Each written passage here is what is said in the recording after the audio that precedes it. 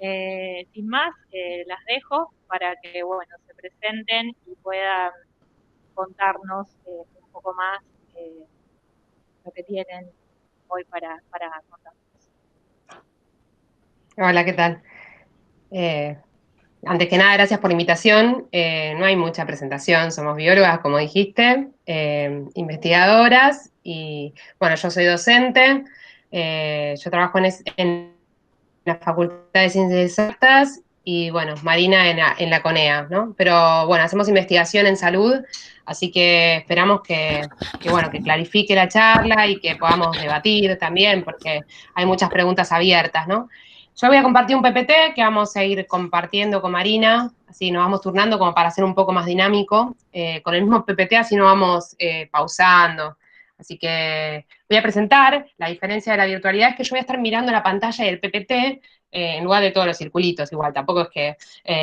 pero bueno, sepan que esto es difícil, ¿no? Mirarse a uno mismo también como docente. Así que bueno, voy a compartir. Ustedes me dirán si se ve.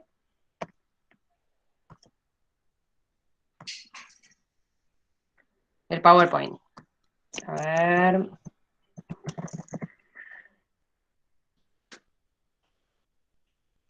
¿Ahí se ve bien? Sí, sí, se ve bien. Perfecto. Bueno, eso, gracias por la invitación. La verdad que con Marina nos encanta que nos hayan invitado y poder, bueno, hicimos un escrito, nosotros pertenecemos a un colectivo de investigadores, trabajadores de la ciencia, en realidad, trabajadores integralmente, ¿no? Desde personal de apoyo, investigadores de ciencia y tecnología, que se llama Ciencia Nuestra, y nos pueden encontrar en Facebook o en Twitter. Tengo como un montón de ruido en los oídos. Puede ser que haya algún micrófono, perdón, pero como tengo los auriculares...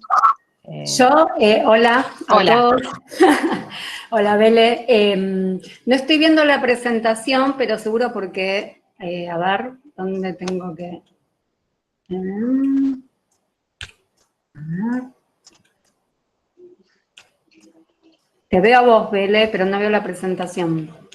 Tiene que haber alguna forma de pasar la pantalla para que veas la presentación. Sí, estoy buscando eso, pero así la vemos al mismo tiempo. Ahí dice presentación. Pero ahí dice para que presente yo, ¿no?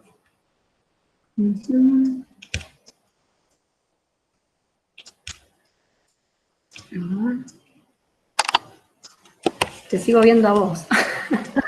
Bueno.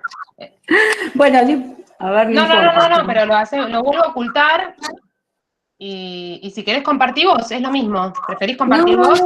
No, a ver, espera. Belén. Mostrar todo, pero... Yo no recuerdo, creo que hay un ítem A ver. desde el Meet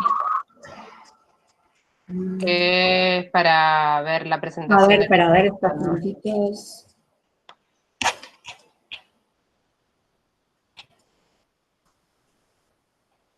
Cambiar diseño, ¿será?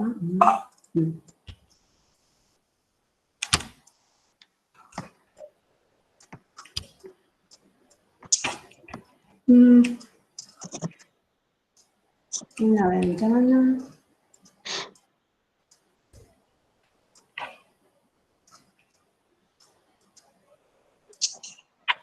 ¿Qué dicen? Ay, perdón, ¿eh? No. Si no vemos la presentación estamos complicados. Igual el título se lo saben todos ya. Lo que hay que saber sobre las vacunas COVID. Sí, la tengo sola Belén. La veo sola Belén y no me deja ver el resto.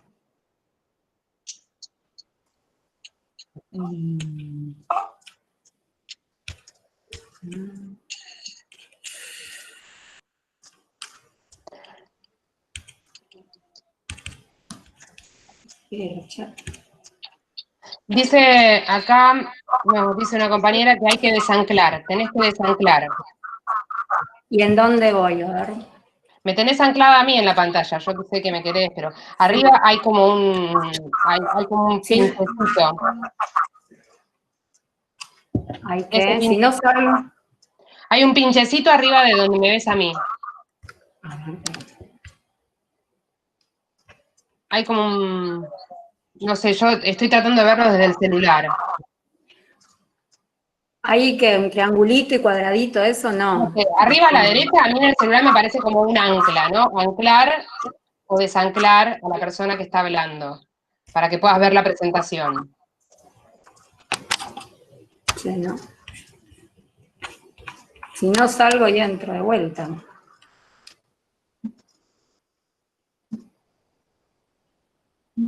A ver.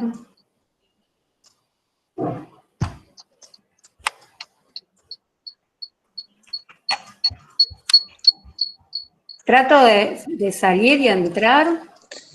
Una cosa, pregunto, ¿qué es lo que están...? Porque en una ventanita se ven ustedes y en la otra se ve la presentación del PowerPoint. Claro, ella no puede, dice que me ve solo a mí y no ve la presentación.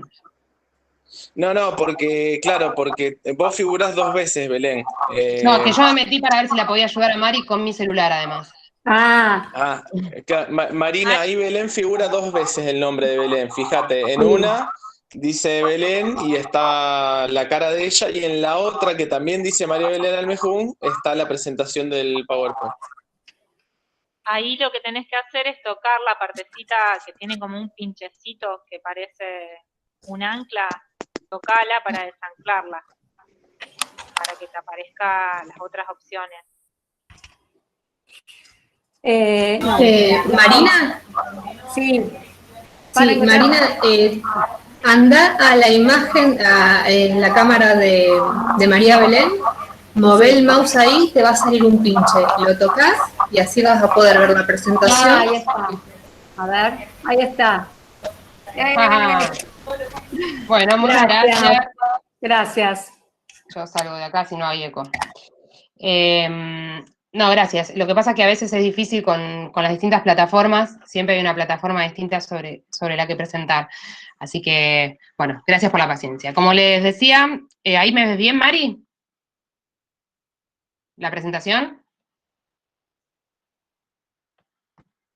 Todo bien ahora. Perfecto. Bueno, somos las 2 del colectivo que se llama Ciencia Nuestra, que nos pueden seguir en Facebook y en Twitter. Ahí hicimos escritos sobre vacunas, también hay charlas que dimos en radios, en televisión.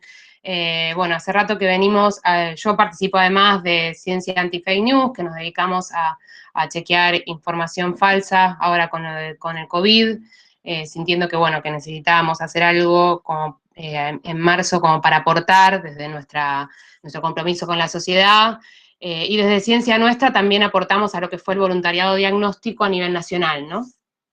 Que colaboramos con el Ministerio de Salud de la Nación para que varios compañeros estuvieran haciendo diagnóstico a lo largo y ancho del país. Bueno, sobre las vacunas. Hay algo que queremos que quede bien en claro en la presentación, y es que las vacunas son el mejor beneficio para la salud pública. Y esto, hay un tema de que últimamente parece que está en duda, y la realidad es que eso no es opinión mía, ni de Marina, ni de ninguno de los inmunólogos que seriamente hablamos sobre los beneficios de la vacunación, sino que es consenso científico. La información de los beneficios de la vacunación para con la población mundial en general es vasta y muy clara. Sin ir más lejos, hace 200 años, la primera vacuna contra la viruela permitió erradicar, hace no tanto, la viruela del mundo, que devastaba a la humanidad con casi un 30% de mortalidad.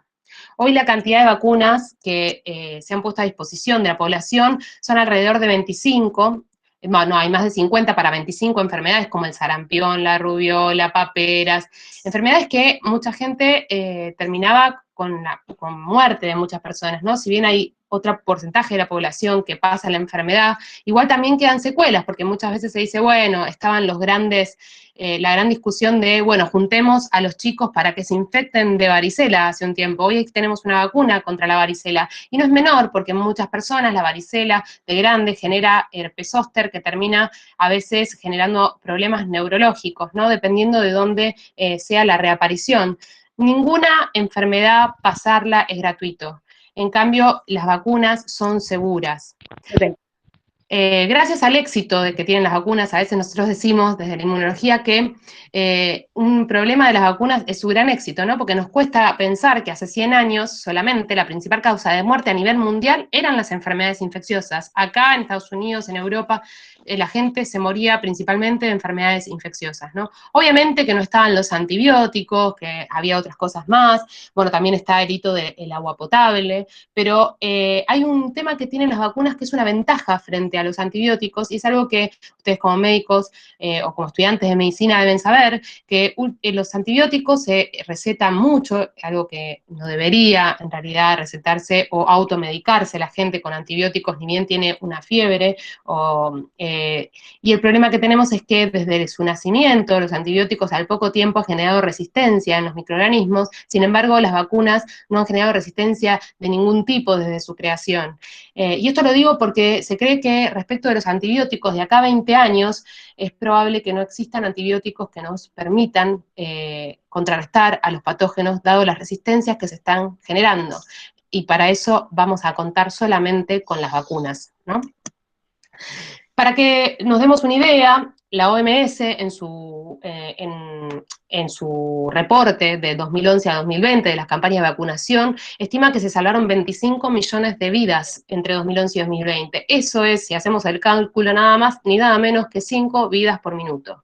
Si bien las vacunas no llegan a todo el mundo y hoy se sigue muriendo gente por la falta de acceso a las mismas o la falta de, ya sea de acceso porque no llegan o de acceso porque no tienen la plata necesaria como para poder costearlas, porque nosotros estamos acostumbrados como país y como pueblo de que las vacunas del calendario de vacunación son gratuitas, pero eso no sucede en todos los países del mundo.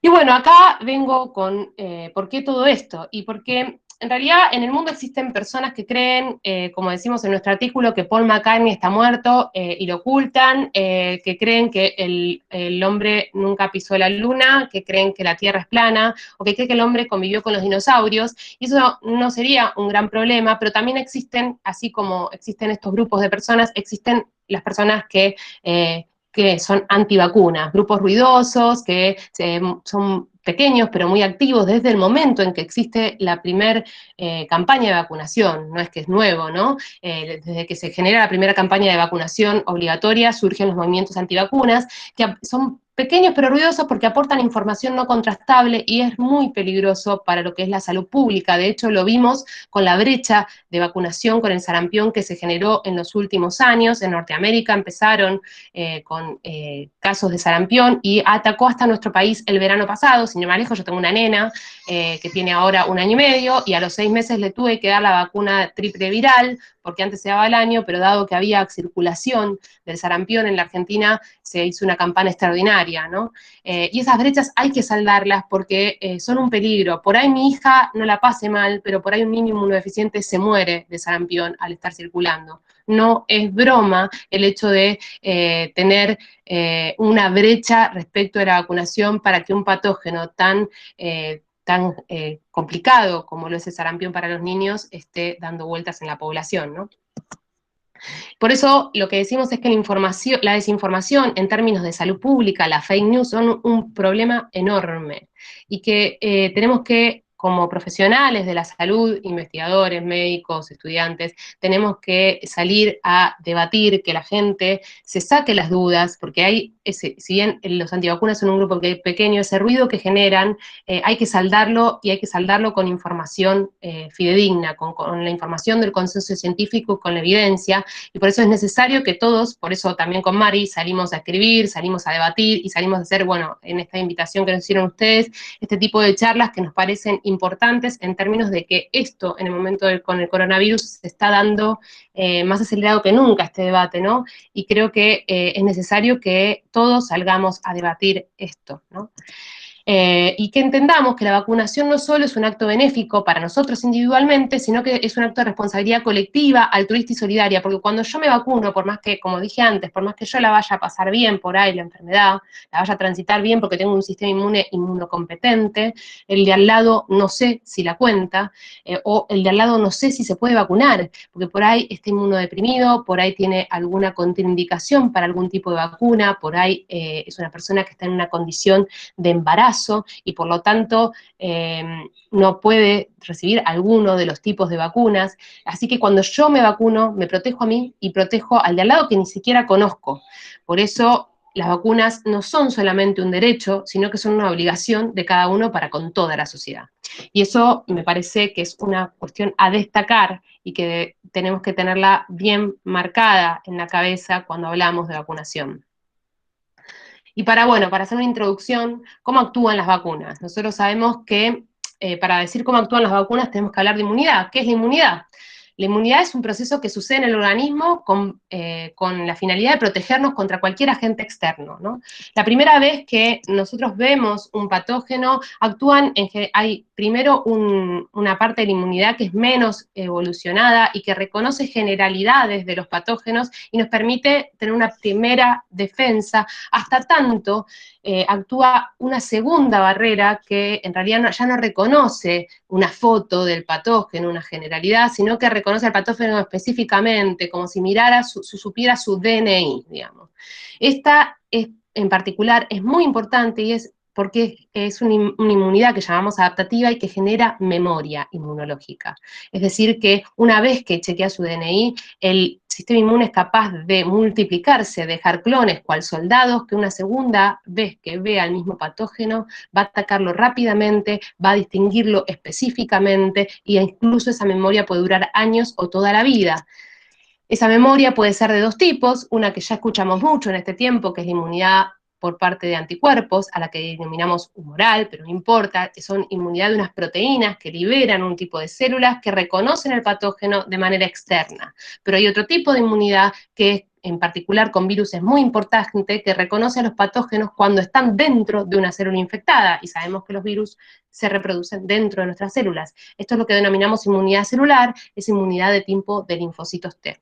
Estos dos tipos de inmunidad dejan memoria, y cómo se adquiere esa inmunidad puede adquirirse o bien de forma pasiva, por transferencia de anticuerpos de un ser humano a otro, que lo vivimos durante esta pandemia también, puede ser natural esa transferencia, durante el embarazo la madre pasa anticuerpos al feto, o durante la lactancia materna, la madre cuando da a amamantar pasa anticuerpos a través de la leche materna y protege al bebé o al feto de lo que ya conoce, y por otro lado, hasta que el niño cumple los 2 años y puede desarrollar sus propios anticuerpos, la madre protege al niño con los anticuerpos que le da de todo lo que su sistema inmunológico vio durante su vida. Y por otro lado, artificialmente, que es lo que decía que vimos durante esta pandemia, a través del plasma de pacientes recuperados, es decir, de los anticuerpos que una persona que ya transitó la enfermedad generó porque generó defensas, y ese plasma de convalecientes puede ser donado a una persona que no está pudiendo combatir la enfermedad.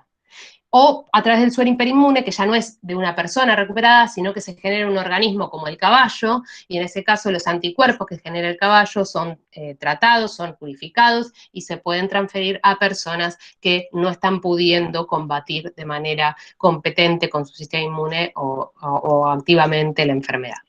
Y por otro lado, la inmunidad puede adquirirse de manera activa, como la respuesta de nuestro propio sistema inmune, o sea, la persona que responde a la infección, a un agente externo, una toxina, naturalmente, al combatirlo, o artificialmente, por ejemplo, cuando colocamos una vacuna.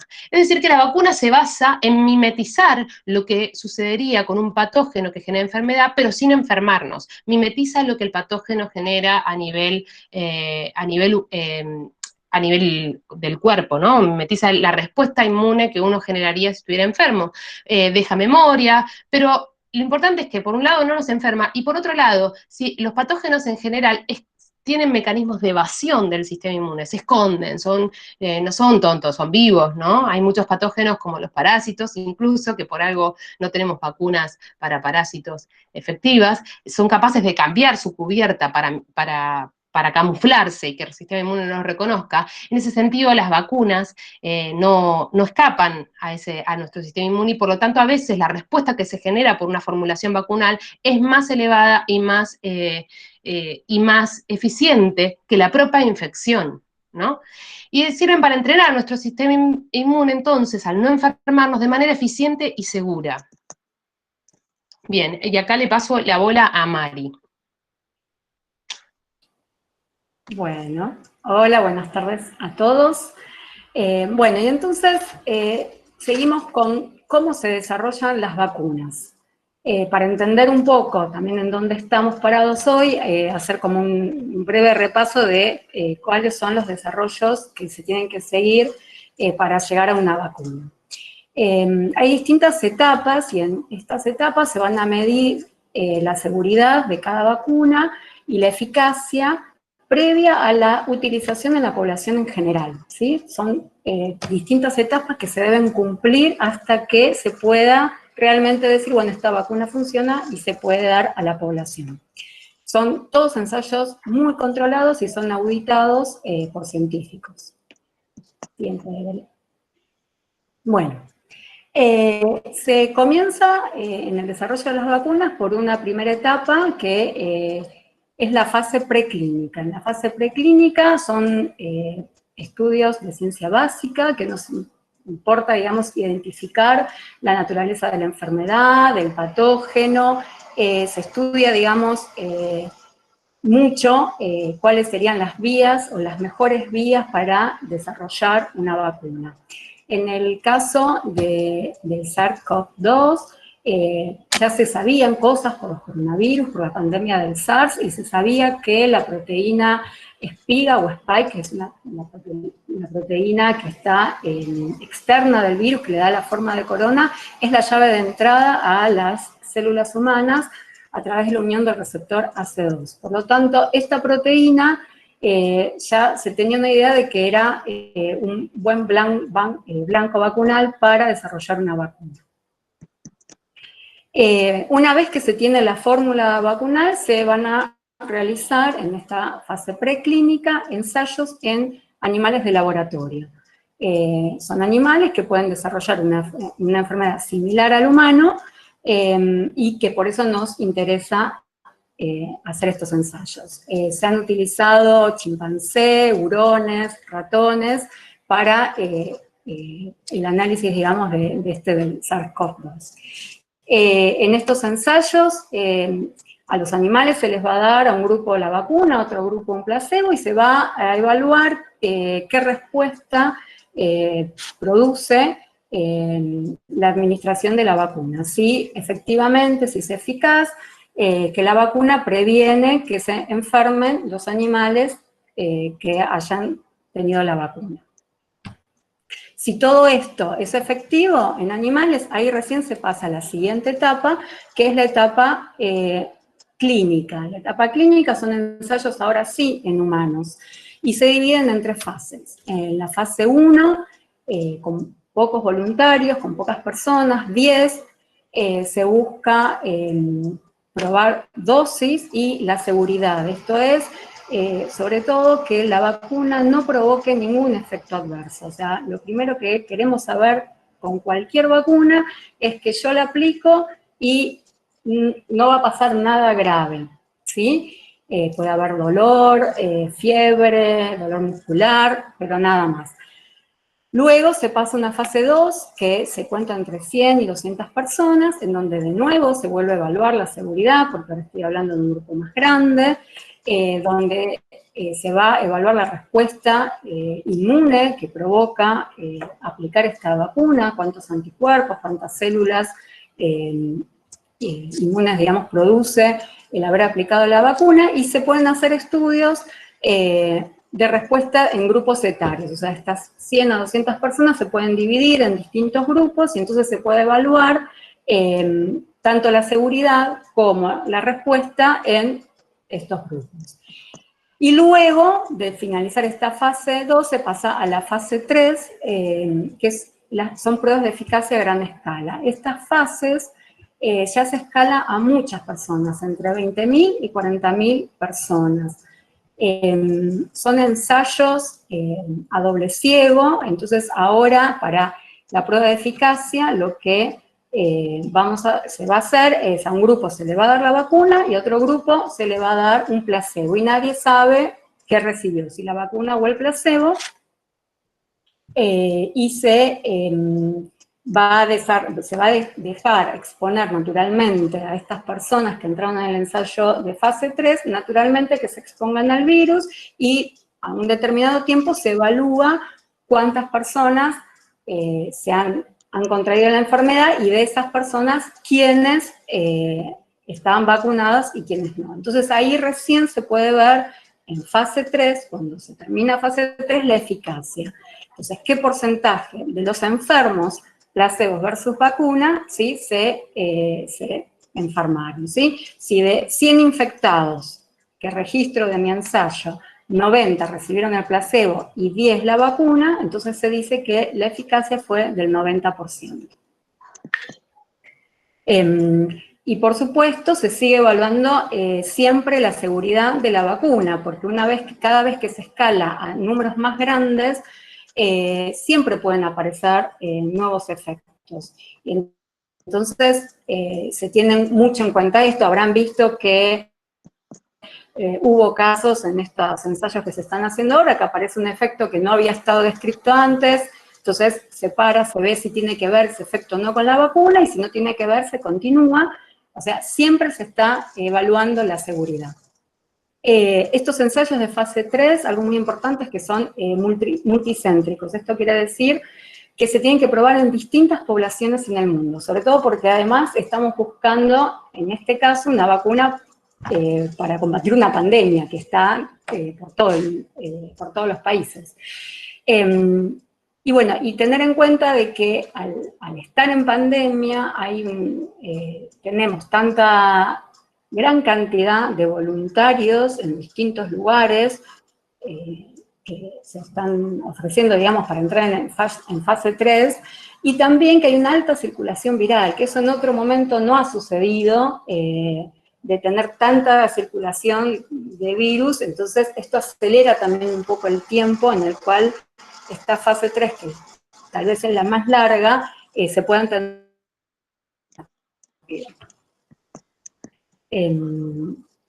Siguiente. A ver.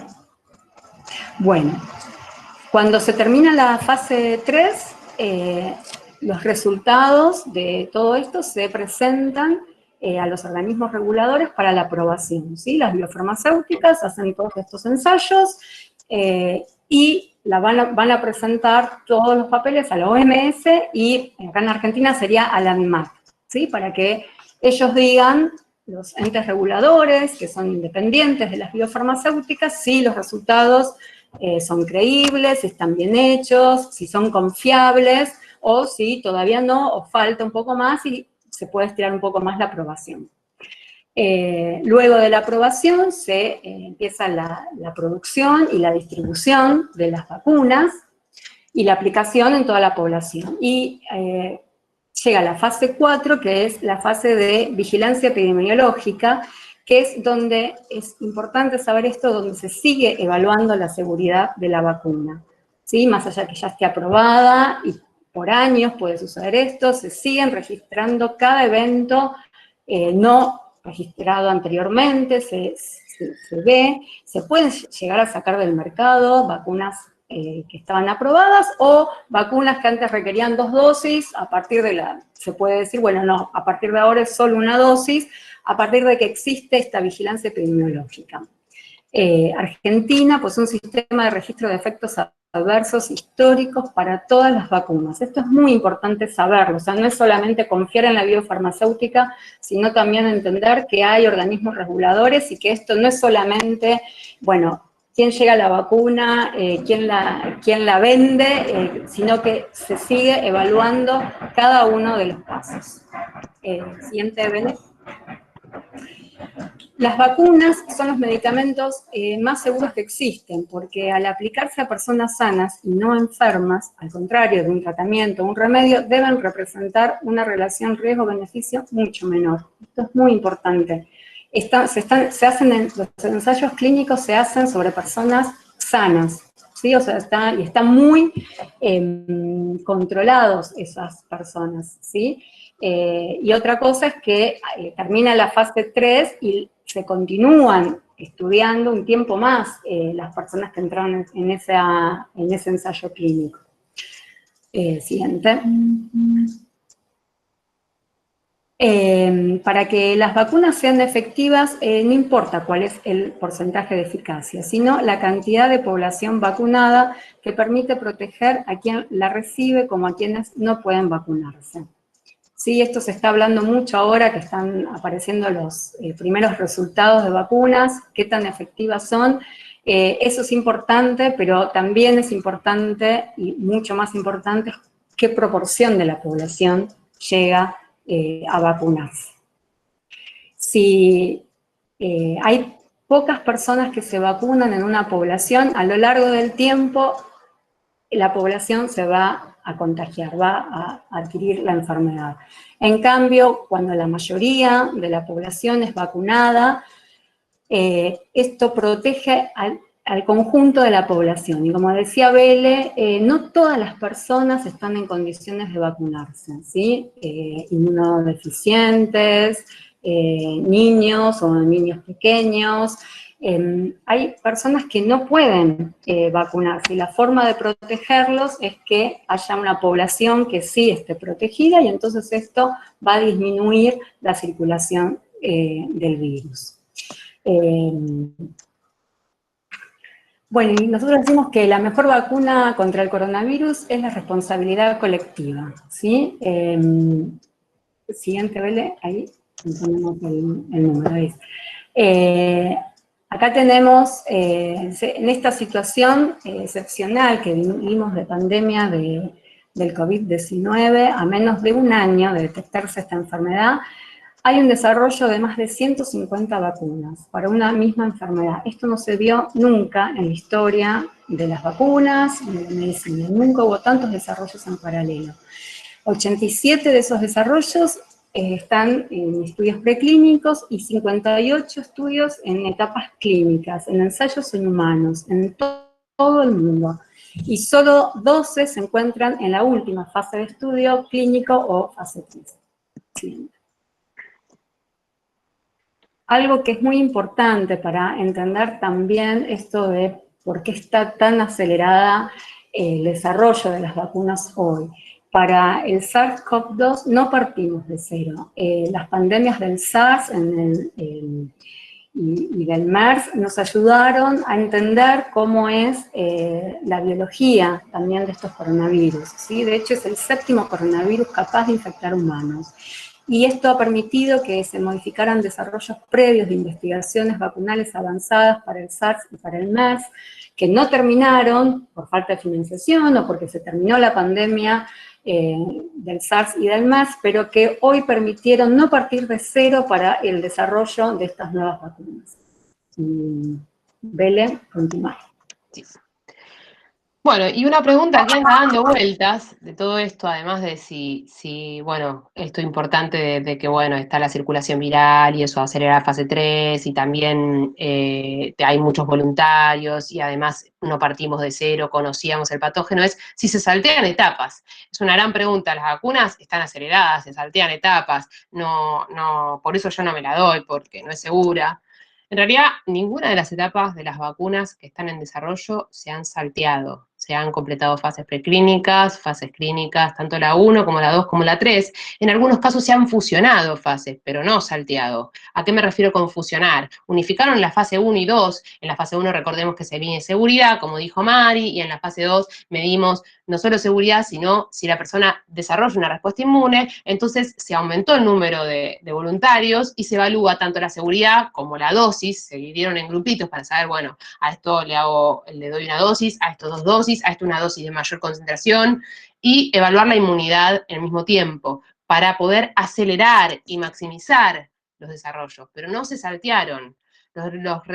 Los pasos requeridos para el desarrollo de cualquier vacuna se mantuvieron intactos para el desarrollo de las vacunas del coronavirus.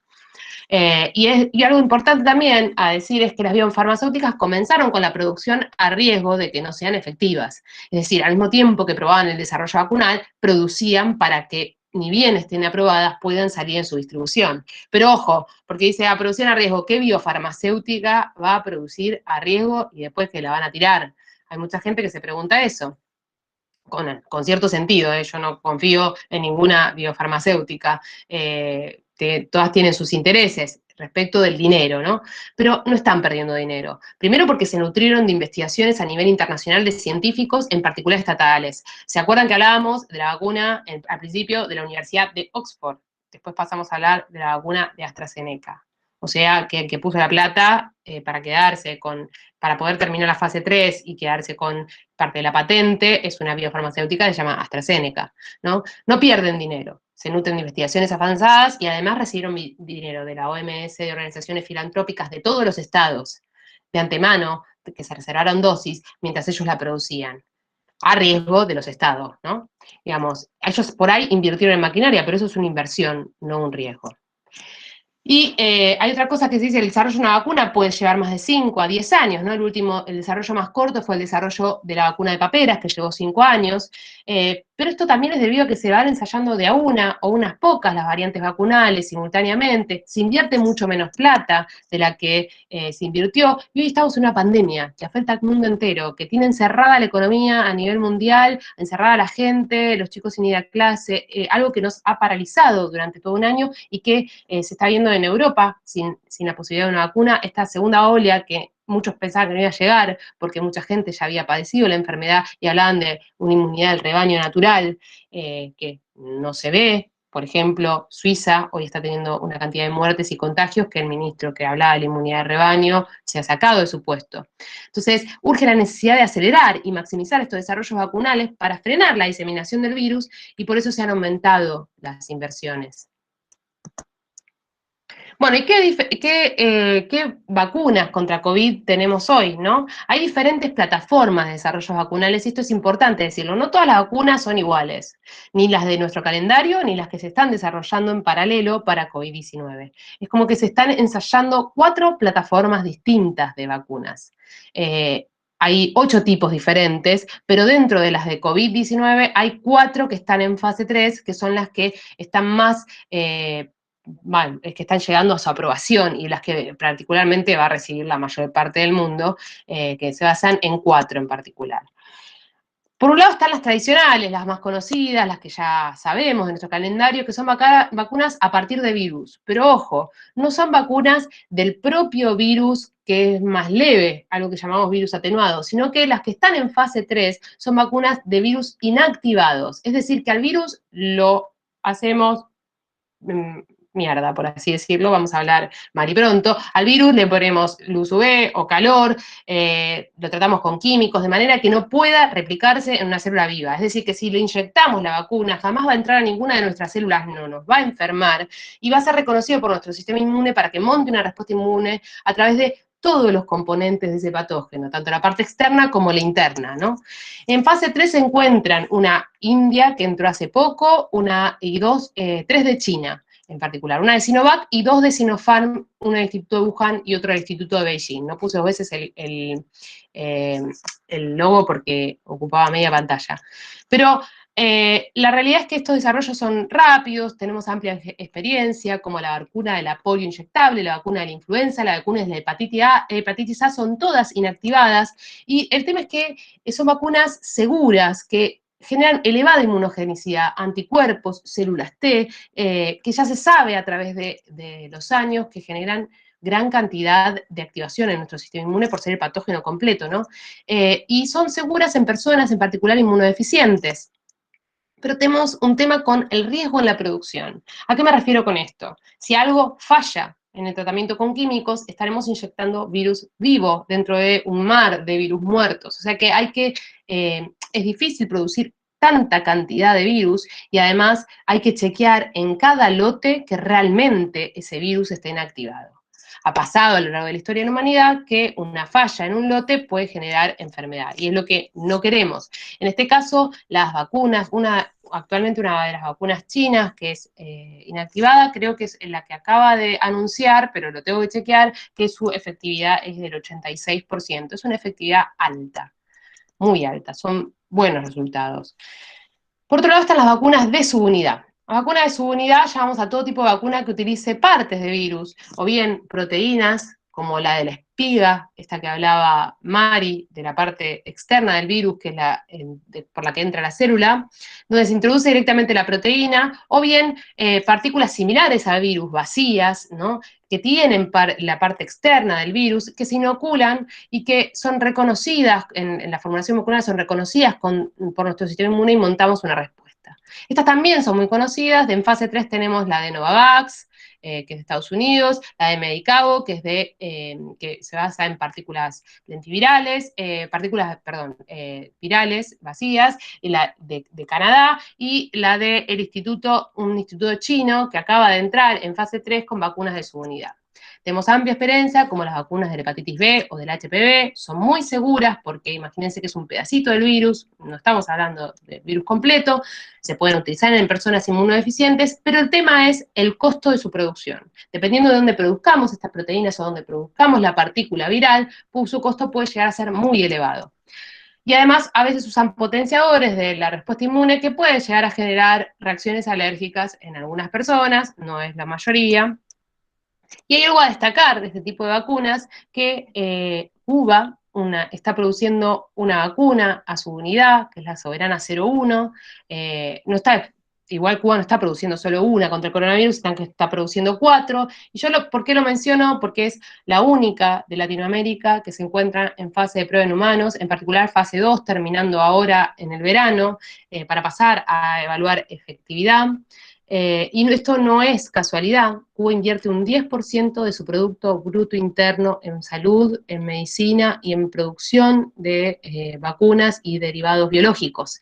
Y recibe muchísima entrada de dinero por su venta de vacunas, tanto a Brasil como a la Argentina. Nosotros le compramos vacunas a Cuba, ¿no?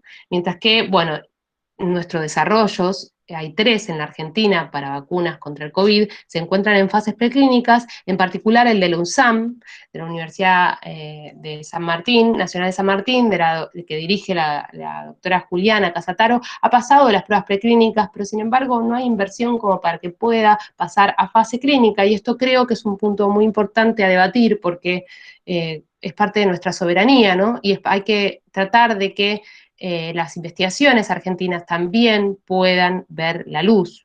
De no probarse nunca las fases clínicas, jamás verá la luz un desarrollo vacunal de carácter nacional. Por otro lado, están vacunas en base a otros virus modificados. En particular, hay varias, ¿no? Pero las que se están utilizando para el coronavirus y que escuchamos mucho, utilizan un virus como delivery, como es capaz de, como sabe el virus cómo llegar a nuestras células, utilizamos un virus, por así decirlo, bueno, o sea, son los adenovirus, que están modificados para que no se repliquen, es decir, que pueden ingresar a nuestras células, pero no pueden multiplicarse, y además de modificarlos para que no se repliquen, son virus del resfrío común, se les cose un pedacito del material genético del coronavirus que lleva la información para que se produzca dentro de nuestras células, no los genes del adenovirus, o algunos también, pero en particular que se produzca el gen de la proteína espiga, la que le da el nombre de corona, ¿no? Esta proteína que es un buen blanco vacunal. Entonces, al ingresar a nuestras células, los adenovirus harán que nuestras células produzcan la proteína espiga, que será reconocida por nuestro sistema inmune como extraña, porque las células van a mostrarlo, como que tengo algo adentro que no es mío, y por lo tanto vamos a montar una respuesta inmune. Con la particularidad de que no nos vamos a enfermar, ¿no? Estas vacunas se encuentran en fase 3, la de Oxford o AstraZeneca ahora, una de China, de CanSino Biologic, una de Johnson & Johnson, y la vacuna rusa Sputnik 5. O Sputnik 5, ¿no?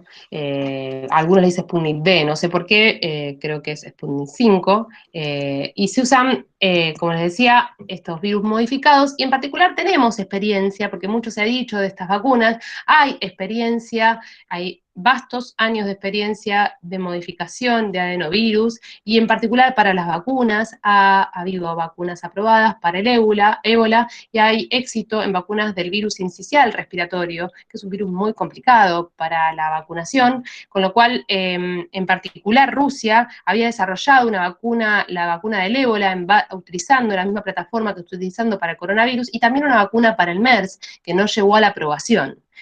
El tema que tienen estas vacunas es el riesgo de inmunidad contra el vector. ¿Qué quiero decir con esto? Si alguien se resfrió con un adenovirus humano de la cepa que se está utilizando para la formulación vacunal, puede que nuestro sistema inmune lo reconozca como extraño y la efectividad de la vacuna disminuzca, porque nuestro sistema inmune va a decir, a este lo conozco, ya lo vi, este es malo, y lo va a atacar. Entonces no va a llegar a generar un ruido tan grande como para que nuestro sistema inmune monte una respuesta contra la proteína del coronavirus.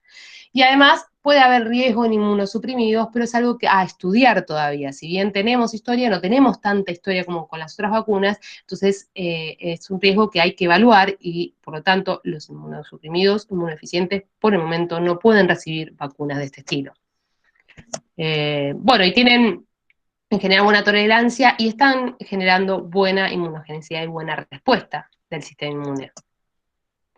Y por último están las vacunas basadas en material genético, que si quieren son las más novedosas, en particular las que están en fase 3, no son de nuestro material genético, o sea, de nuestro mismo material genético, que es el ADN, donde nosotros guardamos la información, sino que son vacunas basadas en ARN, algo que llamamos un mensaje, el mensajero, una molécula capaz de ingresar a nuestras células a través de, en el caso de la de Pfizer y la de Moderna, está rodeada por algo parecido a la membrana de las células, de manera tal que puede ingresar a las células tras la inyección de la vacuna. Nuestras células reconocen ese ARN como un mensaje que son capaces de leer y generar la proteína espiga del coronavirus a través de ese mensaje, que luego de un tiempo se degrada por la propia célula, porque el ARN es degradado por nuestras células, y durante el tiempo que el ARN ese mensaje es leído y producido proteínas, va a ser detectadas esas proteínas como extrañas por nuestro sistema inmune y se va a montar una respuesta inmune.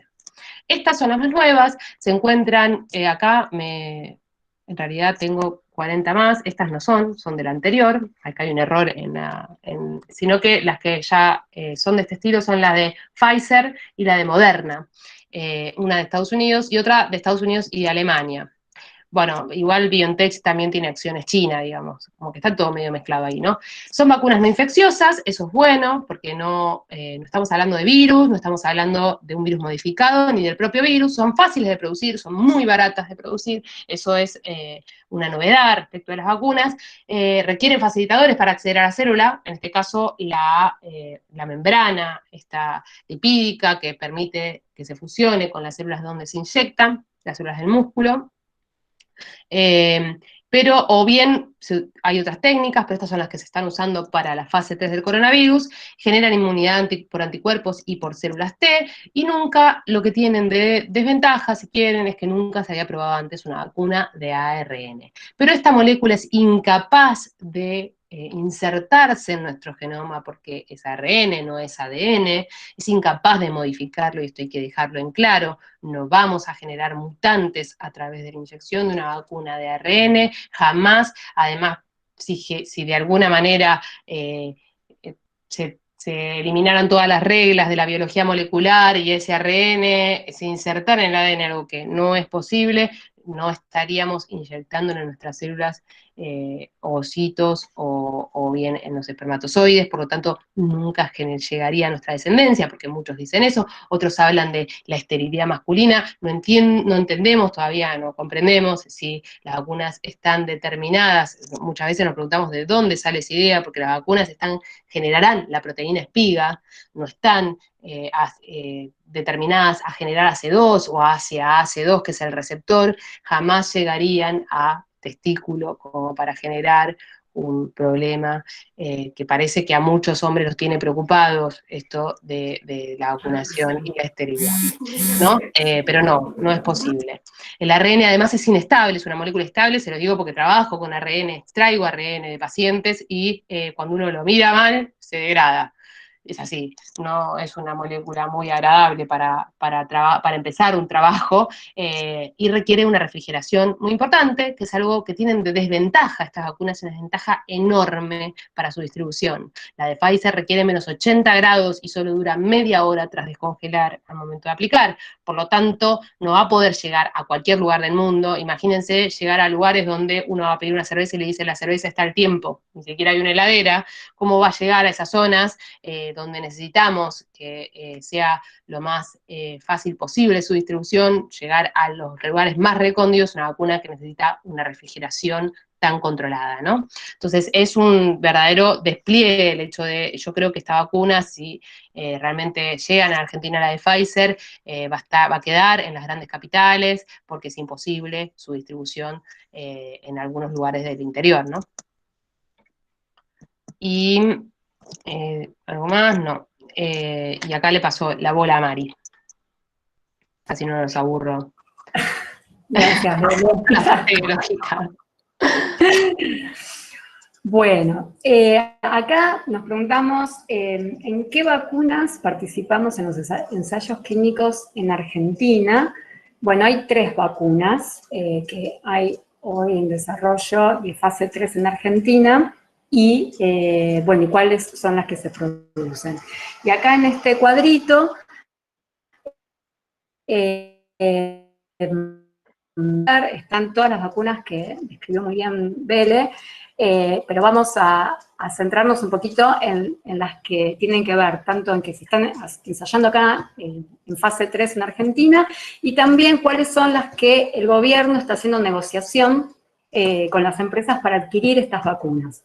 Bueno, una es la de Sinopharm, del Instituto Biológico de Beijing, de China, está en fase 3, requiere 2 dosis esta vacuna, está actualmente ensayo en fase 3 acá en Argentina, lo está coordinando la Fundación Huésped, y el gobierno de Argentina está haciendo negociación para adquirirla.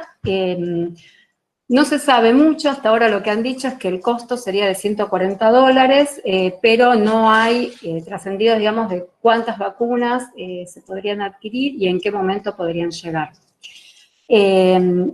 Después está la vacuna de AstraZeneca y Universidad de Oxford, basada en adenovirus, está en fase 3, también requiere 2 dosis esta vacuna, no está en ensayo clínico acá en Argentina, sí está en negociación con el gobierno de Argentina, el costo estimado es de $4 y lo que se está hablando hasta ahora es de 22 millones de dosis que podrían llegar a partir de marzo del año que viene, ¿sí? Luego está la vacuna rusa, la Sputnik 5, que también está en fase 3, también requiere 2 dosis. No se encuentra en ensayo clínico acá en Argentina y sí hay negociación con el gobierno argentino para adquirirlas. El costo sería de $20 y lo que se dice es que la negociación es por 25 millones de dosis que empezarían a llegar a partir de diciembre, ya estamos en diciembre, a partir de diciembre de este año, pero se calcula que por ahí llegan 10 millones en diciembre, enero, febrero seguirían llegando, ¿sí? No va a ser de un día para otro. Luego tenemos la vacuna de Janssen, de Johnson & Johnson, que también está en fase 3. Esta, lo interesante es que es una sola dosis, en este sentido es mucho mejor, digamos, o más rápida, digamos, solo dar una dosis. Sí está en ensayo clínico en Argentina y lo está coordinando la Fundación de Estudios Infectológicos, y hay negociación del gobierno de Argentina para adquirirla. Se sabe que costaría alrededor de $37 y no mucho más, no hay más información de cuántas dosis ni de cuándo podrían llegar acá. Y luego la de Pfizer y BioNTech, que también está en fase 3, se requieren 2 dosis, está en ensayo clínico, es la primera que inició ensayo clínico acá en Argentina, lo está coordinando el Hospital Militar, y también hay negociación del gobierno argentino para adquirirla. El costo sería de $19, y se estima que entre 1 millón y 3 millones de dosis sería lo que Pfizer dijo que podía llegar a dar a la Argentina, también con empezando en diciembre,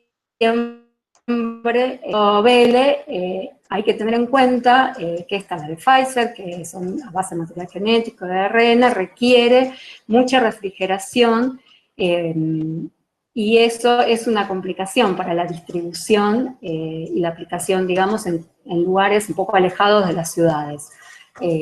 Por ahora tampoco es que sería la mayor cantidad de dosis de vacunas que llegarían a Argentina, pero parte van a llegar. Estas son negociaciones con biofarmacéuticas, y por otro lado, el gobierno argentino ya compró por COVAX, que es un mecanismo para adquirir vacunas a precios equitativos y para un porcentaje de la población, que es un mecanismo que está impulsado por la OMS y por la Organización Panamericana de la Salud. Ya compró Argentina 9 millones de dosis, por esta vía, pero que llegarían a partir de febrero del año que viene. Todas estas compras y todas estas negociaciones que se están haciendo son a riesgo porque todavía no están finalizadas los ensayos de fase 3, todavía no están aprobadas estas vacunas, por lo tanto es todo sí. Sucede todo esto, entonces se garantiza la compra y las dosis que llegan, ¿sí? Hay que recordar un poquitito que cuando arrancaron, o un poquito antes que arrancaran la fase 3 de todas estas vacunas, los gobiernos de Estados Unidos, la Comunidad Europea, los países poderosos compraron previamente ya, o sea, las primeras producciones de vacunas ya están garantizadas para los grandes países. Entonces, países como el nuestro, es todo un tema cómo accedemos, aunque sea a una parte de esa producción de la primera tanda de vacunas. Bueno, ¿y qué vacunas se producirán acá en Argentina? La vacuna que se va a producir acá es la de AstraZeneca, mediante la empresa Max Science, del grupo Insud, del empresario Hugo Sigman, que va a fabricar acá el principio activo, pero luego se va a México y se envasa allá, y eso se entrega a AstraZeneca, y la que distribuye y, digamos, y comercia estas vacunas no es Argentina, no es el Estado argentino, sino que es la empresa AstraZeneca. Lejos estamos en la producción nacional de vacunas, desde y para el pueblo. Y el gobierno de Rusia hace pocos días comunicó que la vacuna Sputnik 5 se podría producir en la Argentina, pero bueno, todavía no hay nada oficial sobre quién la podría producir. Bueno, y acá tenemos en este hermoso mapa para ver un poco cómo son los desarrollos, en qué lugares del mundo se están desarrollando las vacunas, y nosotros ahí colocamos, si bien todavía no han llegado a fase 3, tanto la vacuna de Cuba, Soberana 1, y la de Argentina, que se realiza en la UNSAM, porque entendemos esto de que el desarrollo de vacunas implica soberanía. Entonces, creemos que es importante apoyar, digamos, a estos proyectos. Las primeras dosis que lleguen de vacunas van a ser solo para personal de salud esencial y grupos de riesgo, no es para toda la población. Respecto de la eficacia, las vacunas del calendario que usamos, ninguna posee el 100% de eficacia. En general, menos de la mitad no supera el 80% de eficacia, ¿sí? Y eso no quiere decir que sean malas vacunas. Las vacunas del calendario no provienen de un único lugar del mundo. La pentavalente se produce en Cuba, la triple viral en Estados Unidos, etc. Nunca nos cuestionamos de qué lugar provienen y dejamos que los entes regulatorios, en este caso en Argentina la ANMAT, evalúen los ensayos y determinen cuáles son obligatorias, cuáles no, en qué momento, cuáles compramos, etc. En estas últimas semanas estuvimos viendo los resultados de eficacia y viendo cómo subían o bajaban las bolsas de las acciones de cada una de las compañías de estas biofarmacéuticas, y esto es parte de la carrera por la vacuna, ¿sí? Muchos de estos resultados de eficacia son resultados preliminares, son los primeros resultados con datos de fase 3, aunque todavía les faltan algunas terminar la fase 3, ¿sí? Así que estas eficacias que se están hablando, que son muy buenas, cuando se termine el ensayo de fase 3, tal vez se modifique un poquito, pero bueno, para tenerlo en cuenta. Muchas de estas vacunas han solicitado una aprobación provisoria. La de Pfizer ya obtuvo la aprobación para su aplicación en Inglaterra, que empezó el día de ayer, y también presentó los papeles en la ANMAT, ¿sí? La de Rusia también.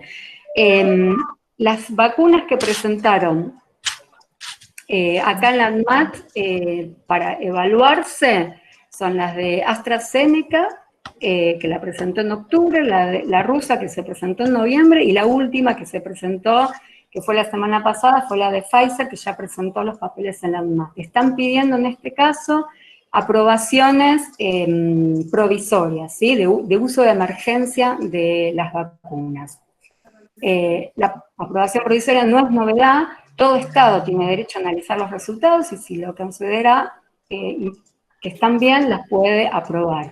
En Rusia y en China ya se han aprobado al comienzo, digamos, de la fase 3, de uso de emergencia para sectores muy particulares, para el sector de salud o militares, no para toda la población, pero cada Estado puede elegir, digamos, aprobarlas provisoriamente.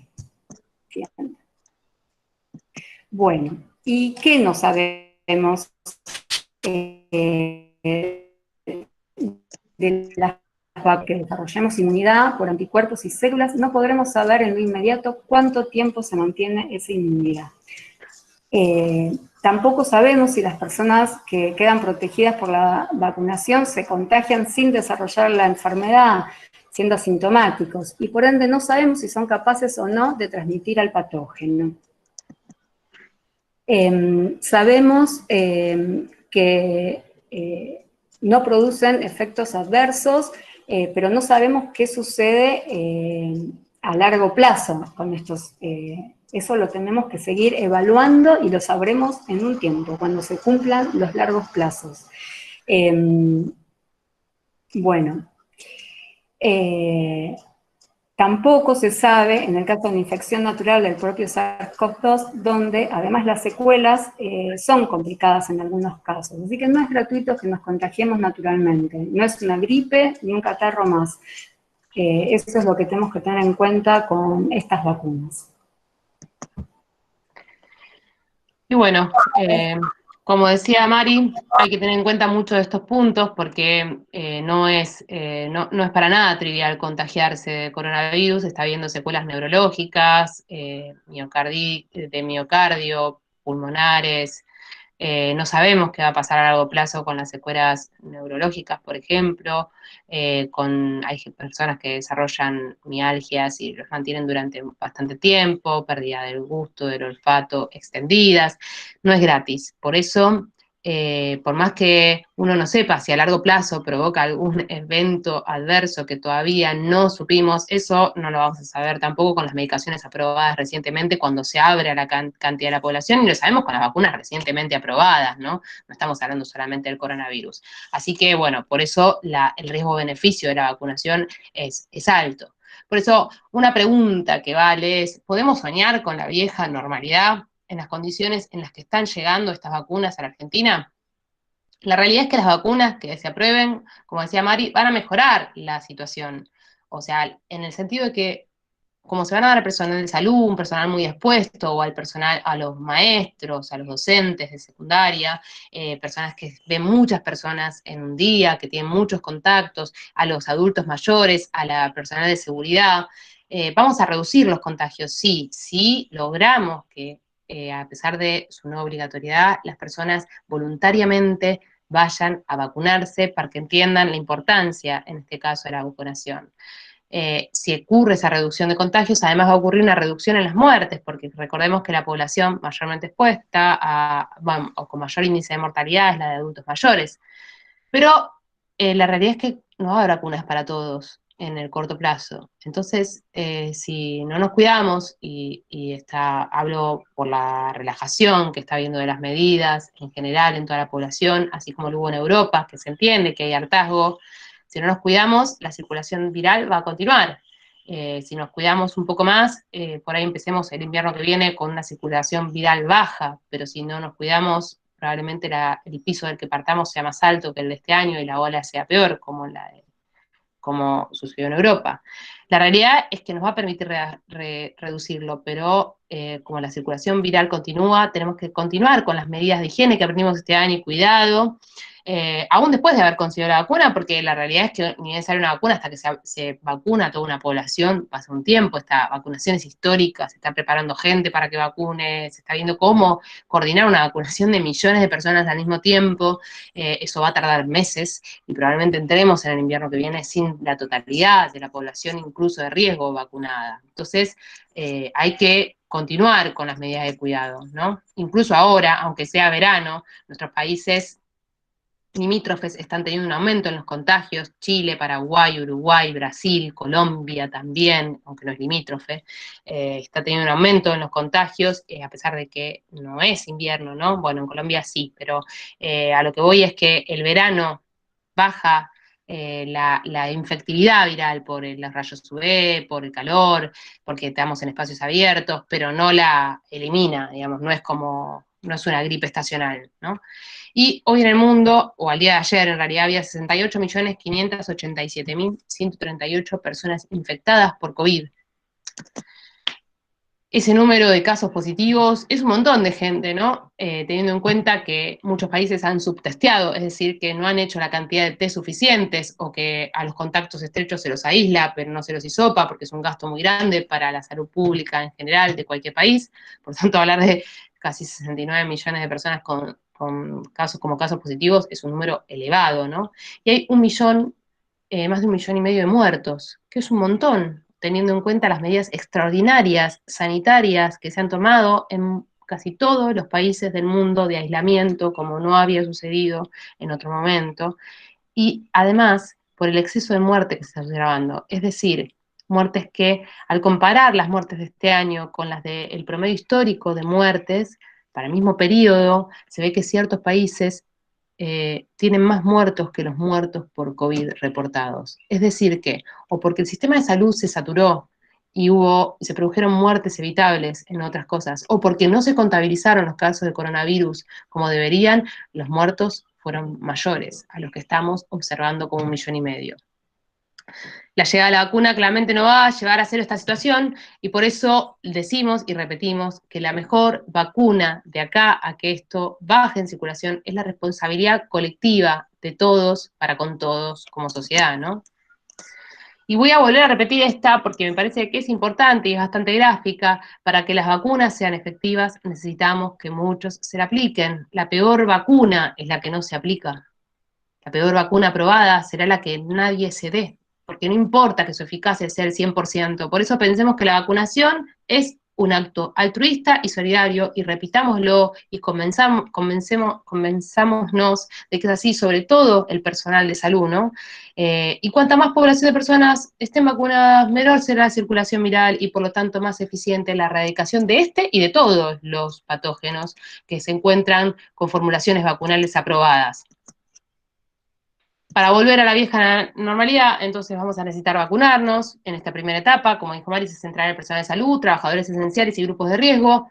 No existen vacunas probadas en niños, ni vacunas probadas en embarazadas. Por lo tanto, nuestra vacunación protegerá también a ellos. Hay que tener en la cabeza que cuando uno se vacune, va a estar protegiendo a los niños, que no hay ningún ensayo clínico que se haya realizado en ellos, y es parte de nuestra responsabilidad, ¿no?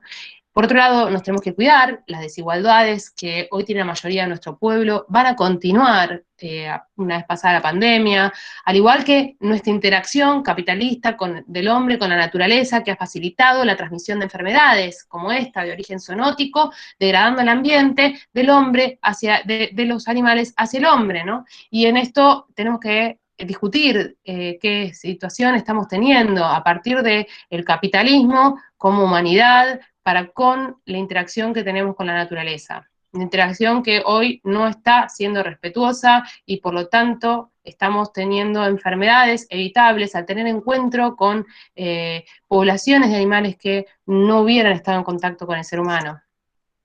Y por lo tanto, además de vacunarnos y cuidarnos, yo quisiera que cambiemos este mundo. Creo que debemos generar mejores condiciones de salud y de vida para todas y todos. Las desigualdades se han visto que, bueno, en nuestro país hay un sistema de salud público, ¿no? Pero la realidad es que no todos tenemos el mismo acceso a la información, no todos tenemos el mismo acceso a la salud, no todos tenemos el mismo acceso a una vida digna. Y al no tener acceso a una vida digna, las comorbilidades, como en este virus, que son la diabetes, la obesidad, la hipertensión, ¿no? Se exacerban más en la pobreza. Y eso lo vimos con los picos de muertos y de contagios, y además las formas de hacinamiento en las que se vive, creo que hacen que sea difícil evitar el contagio, ¿no? Y personas que tienen que salir igual a trabajar y a ganarse el pan y el mango, porque no, sin una medida económica difícilmente puedan evitar contagiarse, y es darle de comer a sus hijos o exponerse al virus, y es algo que no puede seguir sucediendo, ¿no? Bueno, yo creo que si cambiamos el mundo, efectivamente discutimos todo esto y lo ponemos sobre la mesa y discutimos una salud para todos, puede permitirnos a futuro evitar el surgimiento de nuevas pandemias o estar mejor preparados para resolverlas de una mejor manera, a estar encerrándonos para reconstituir un sistema de salud que estaba hecho pedazos, ¿no? Dejado de lado, porque total, nunca pasa nada, y de repente nos agarró la pandemia, ¿no? Y bueno, situaciones similares que puedan surgir, ¿no? No solamente una pandemia de origen viral. Y bueno, y con esto creo que estamos cerrando. Entendamos que la importancia de desarrollar vacunas es parte de nuestra soberanía, y esto es muy importante. La Argentina no desarrolla las vacunas de su calendario. Desarrollamos una única vacuna, que es la de la fiebre hemorrágica argentina, en la planta de Pergamino, gracias a que se recuperó su desarrollo este año, porque había dejado incluso esa de producirse durante el macrismo. El vaciamiento de institutos tan importantes como el Instituto Biológico de La Plata, la MAT con su planta de Pergamino, ha sido terrible. De la dictadura para acá, de pasar de producir más del 90% de las vacunas a nivel estatal, pasamos a no producir ninguna o una sola, que es la de la fiebre hemorrágica argentina, que ni siquiera está en el calendario. Nosotros compramos el 98% de nuestras vacunas, y en este momento, donde la pugna a nivel mundial por disponibilidad de vacunas en todos los países del mundo es muy alta, nos coloca en una situación de vulnerabilidad a la hora de negociar con las biofarmacéuticas y a la hora de producirlas, porque al no haber inversión no hay maquinaria, al no haber maquinaria para el desarrollo de vacunas modernas, jamás podríamos siquiera discutir con una biofarmacéutica poder producir nacionalmente sin ni siquiera hubo inversión. Entonces, es muy triste cómo desde la dictadura para acá se ha borrado un pasado de la Argentina glorioso en la producción de biológicos y de vacunas, y es algo que nos debemos como profesionales de la salud debatir, ¿no? No es solo la atención al paciente o estar en la primera, sino también es la soberanía en cuanto a la salud, implica la producción nacional de lo que utilizamos al ver a los pacientes. Por ejemplo, la hipogamaglobulinemia, que muchas veces se da, incluso también durante el coronavirus, se produce en los biológicos de Córdoba, por suerte, la gamma-globulina endovenosa, pero muchos hospitales, sin embargo, siguen utilizando las de las biofarmacéuticas. Hay que cuestionarse esas cosas y hay que debatirlas, ¿no? Bueno, con eso cerramos. Muchas gracias. Voy a dejar de compartir pantalla porque lo único que veo desde que empecé a hablar es la presentación, y me gustaría ver algunas caras. Bueno, eso es nuestras redes, ¿no? Bueno, muchísimas gracias, excelente y muy claras de ambas. Muchas gracias por los aportes que nos trajeron. Y bueno, si les parece, abrimos entre los participantes una rondita de preguntas con las dudas que hayan quedado. Sí, sí. Había algunas preguntitas ahí escritas, Ire. Ah, perdón, ahí las voy a ver. Jerónimo, de paso lo presento, es un coorganizador de la charla, es participante de CIPRUS, un sindicato de acá de Santa Fe, y bueno, docente de la facultad. Bueno, voy leyendo algunas de las preguntas. Ayelem Mililio pregunta, ¿se sabe cómo se va a hacer si se aprueban de emergencia con las personas del grupo placebo? Digo, si sigue la fase 3, es probable que muchos quieran saber para vacunarse y salir de los ensayos. Mari, ¿querés responder la voz? Como quieras.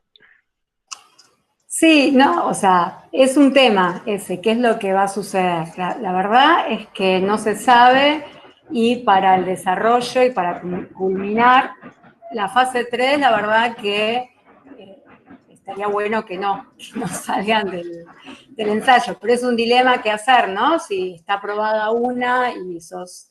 De hecho, lo discutíamos con Mari en la semana. Fue una cosa que discutimos y lo escribimos en la nota también. Es un dilema, ¿qué va a pasar?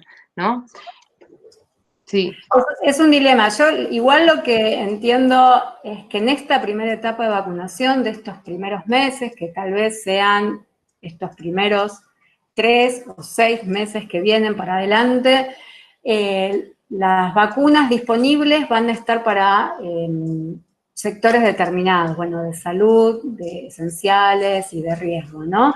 Y si bien en los ensayos clínicos hay personal de salud, porque son los que están más expuestos al virus, y entonces eso facilita también, digamos, para que ingresen a fase 3, si no, digamos, si es una persona que no está dentro de esos grupos, por más que salga, no tendría ahora la indicación de vacunarse, ya porque hay pocas vacunas ahora. Sí, y una de las cosas es que las biofarmacéuticas están informando a sus grupos placebo que recibieron placebo, porque, bueno, es un derecho, ¿no?, de la persona si quiere vacunarse. Pero les indican, bueno, la importancia de que continúen el placebo para poder evaluar a largo plazo las cosas que aún no sabemos. Mucha gente se queda. Esperemos que sea un número considerable como para que sea estadísticamente significativo el ensayo, ¿no? Porque ahora que está la vacunación masiva, es un tema, ¿no? Pero bueno, están siendo informados en el momento que se abre los resultados que han recibido, ¿no? Y bueno, la persona puede definir retirarse del ensayo clínico, es un derecho retirarse. Si es una persona que está muy expuesta y recibió placebo, es lógico que quiera vacunarse y tiene todo su derecho en hacerlo también. Bárbaro.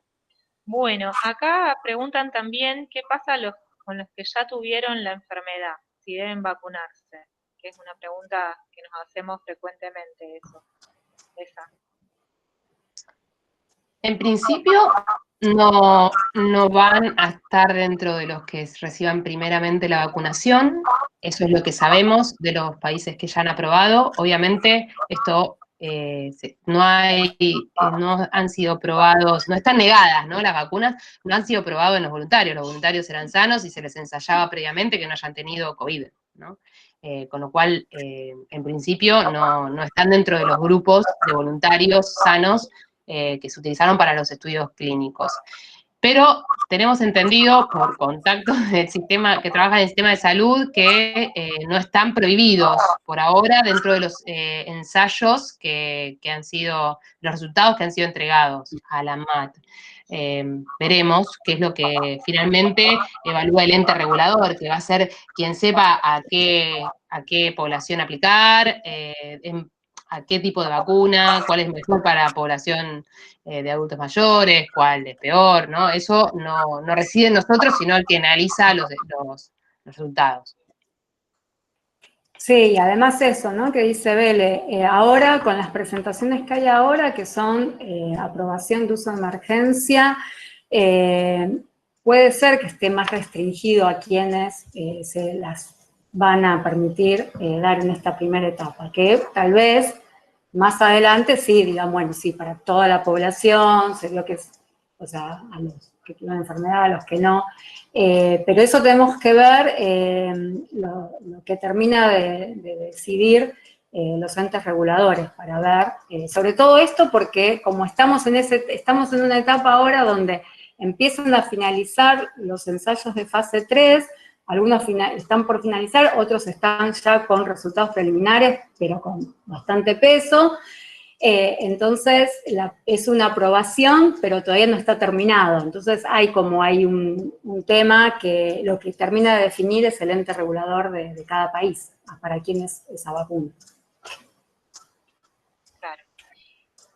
Marta pregunta, ¿qué pasa con los alérgicos y con la vacuna Pfizer?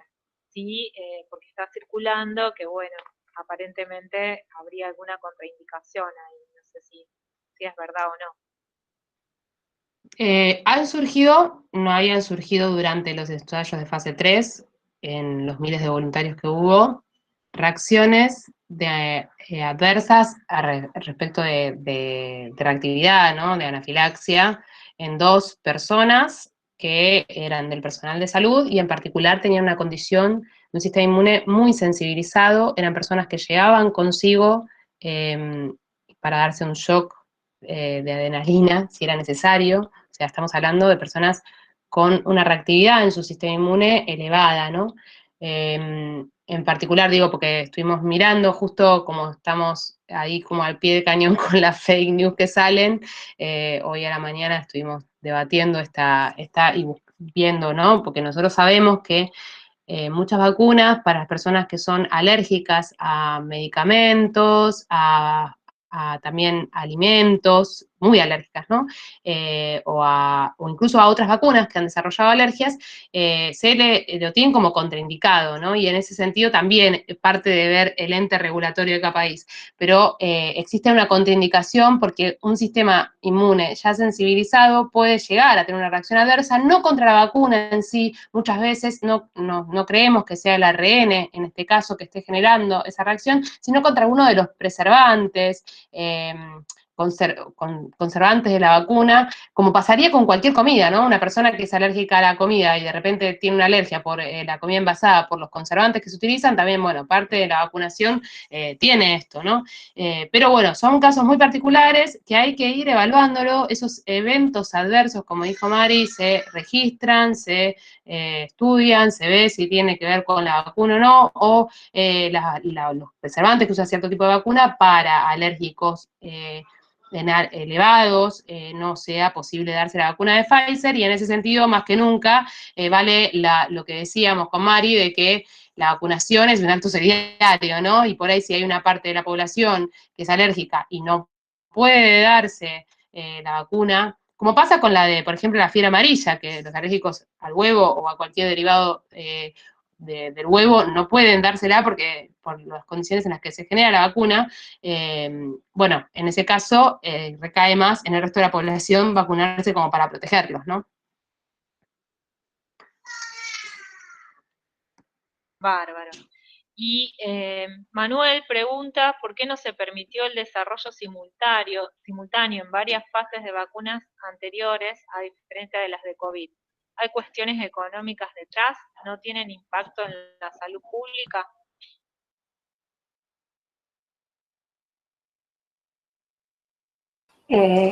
No, creo que lo que ha pasado acá es que hay una gran necesidad de desarrollar una vacuna, y eso es lo que ha permitido tener tantos desarrollos en paralelo. No es que hay una prohibición en sí de buscar varias vacunas. Sí, para mí es ver esto de la situación excepcional en la cual está esta pandemia y en la búsqueda para hacerlo. Y está claro de que para que una empresa o un estado o una universidad pueda desarrollar una vacuna necesita mucha financiación, y eso no es lo habitual en general para que haya tantas como es en este momento, ¿sí? Entonces, es una situación excepcional la pandemia, y es una situación excepcional también el desarrollo simultáneo de tantas vacunas. Sí, total. Y bueno, obviamente hay intereses económicos, ¿no? Tiene un costo el desarrollo vacunal, y muchos estados no quieren invertir. Digo, por ejemplo, Cuba desarrolló su propia vacuna contra la Haemophilus influenzae, Argentina no, otros países del mundo no. Cuba definió que quería tener una vacuna nacional, y para eso hizo un ensayo de fase 1, fase 2, fase 3, que le llevó todo su tiempo, toda su inversión, y cuando hay baja circulación son ensayos que duran muchos años, además, y de mucho seguimiento a largo plazo que involucra inversión también, ¿no? Y en ese sentido, bueno, es una decisión política también, no solo económica. Sí, ¿no? Bueno, acá por último, Andrea pide que puedan repetir cómo las encuentran en las redes sociales. Bueno, hay varios también agradecimientos en el chat a la charla y a la claridad. Así que bueno, a lo mejor si quieren compartir de nuevo alguna de las placas donde podamos o escribir en el chat para que ya les quede al público. Pongo la placa, es más fácil por cómo se Dale. escribe, ¿no? Por ahí. Sí, sí, dale. Ahí va.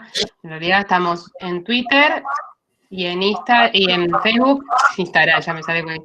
En Facebook estamos como @ciencianuestra, así, junto, y en Twitter como @ciencia_nuestra. Todo porque en Facebook ya existía el ciencia_, ¿no? Y esas cosas de los nombres ya utilizados. ¿Quién se llama Ciencia Nuestra? No, nos pueden encontrar así y bueno, somos un grupo de trabajadores de ciencia y tecnología. Bueno, chicas, muchísimas gracias por la claridad, por la participación y por la predisposición y por el trabajo que están haciendo tan necesario en este momento. Y bueno, al público y a ustedes también, les invitamos, mañana vamos a seguir con este ciclo de charlas que inauguramos con ustedes en relación, bueno, a distintos debates en torno a la pandemia.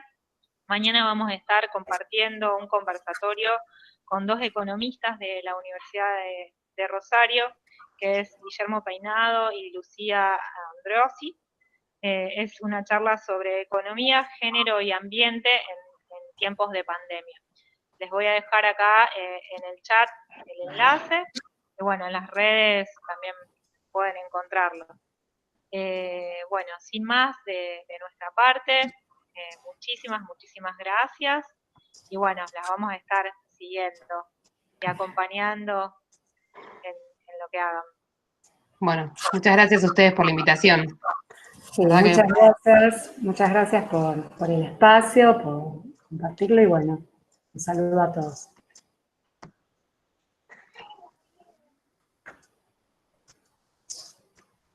Bueno, muchas gracias, Belén, muchas gracias, Marina. Saludos, nos vemos. Bueno, Gracias, Jerónimo. Nos vemos.